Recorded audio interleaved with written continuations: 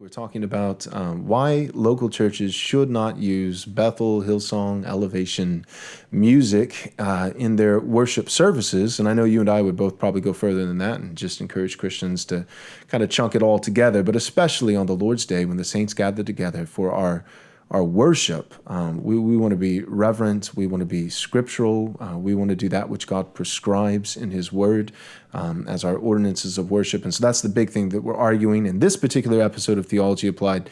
Local churches should not use Bethel and Hillsong for their worship services on the Lord's Day. And so we kind of are outlining three reasons. And so the first reason that I know you and I both agree with, we've talked a little bit about this offline, and I know you've done a lot on this subject in the past, but we both agree that both Hillsong and Bethel are not churches. And so could you speak to that for a moment? Sure, Joel. Yeah, they're not. They certainly have church in their name, but they are not churches by the biblical definition of a church, because both Bethel and Hillsong are cults. And a lot of people chafe when I say that, but I stand by it. They do not have a biblical leadership structure. They do not practice church discipline, the first command actually that Jesus gave to his church, Matthew chapter 18. They don't do that. And they are both committed to word of faith theology, word faith / New Apostolic Reformation, the very subject matter for which I'm most well known, that which I teach against all over the world. The belief that it is always God's will to be healed. It is always God's will to be wealthy.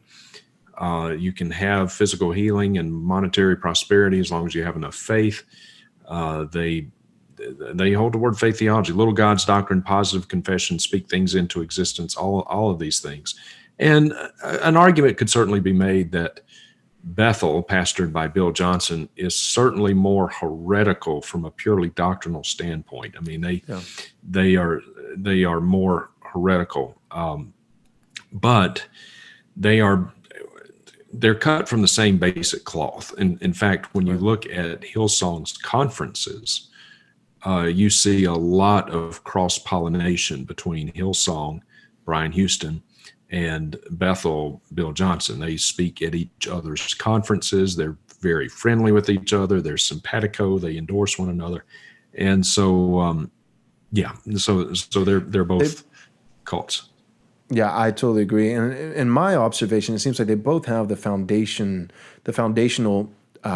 doctrinal tenets, false doctrines. The real difference isn't doctrinal; it's more so like a philosophy of ministry. Hillsong is a little bit more of the seeker-sensitive, lighthearted. We don't want to scare you away, and then Bethel is a little bit more of the we'll talk about grave sucking, and we're going to scare a lot of sane people away. I imagine that Hillsong probably has more sane people among its membership that are just deceived, whereas Bethel attracts a lot of people, but it really kind of a type of person, the type of person who I'm sure there's many precious people there, but the type of person who's just more comfortable with in your face kind of mystical, things that a normal person would say that's pretty weird. So, but my point is that I think they both have a lot of the same doctrinal tenets, but there's a very noticeable difference in their philosophy of ministry. Yeah. So what are some of those doctrines? If you were to boil them down to maybe just a handful, what are some of the big, clear doctrinal heresies that Hillsong and or Bethel would hold to and have publicly preached? Yeah, there would be a number of them. Both of them would be an anti-lordship salvation kind of message. They easy believism, pray the sinner's prayer. As long as you recite those words, you're in the club, kind of thing. No emphasis at all on repentance or taking up the cross, denying yourself. And in fact, self-fulfillment and self-indulgence is kind of the hallmark of this movement.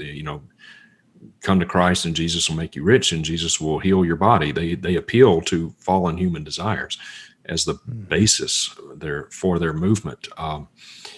Bethel would certainly, as I said a minute ago, doctrinally get more into full-blown heresy. Hillsong you can kind of think of as kind of like the Joel Osteen-ish Right. wing of this movement, kind of the happy clappy kind of stuff. Bethel is that as well, but they get more into the heretical things. Like one of the things that I have a video in my seminar that is just truly horrific. And it's a video that Bethel uses actually in their advertisement. It's not something that they're embarrassed by. They're actually proud of it, but it shows one of their staff members, a man named Seth Dahl, D-A-H-L. And he claims in this video, I wish we had it, we could play it, but he claims in this video that he had a vision of Jesus. And in this vision, Jesus embraced him, held him, like hugged him tightly, and said to Seth, "Please forgive me. Please forgive me." I mean, think about that. The Son of God, the thrice holy Son of God, saying to a wretched, vile, sinful creature, "Please forgive me." Yeah. And that is so blasphemous. Sometimes I feel like blasphemy is not even a strong enough word.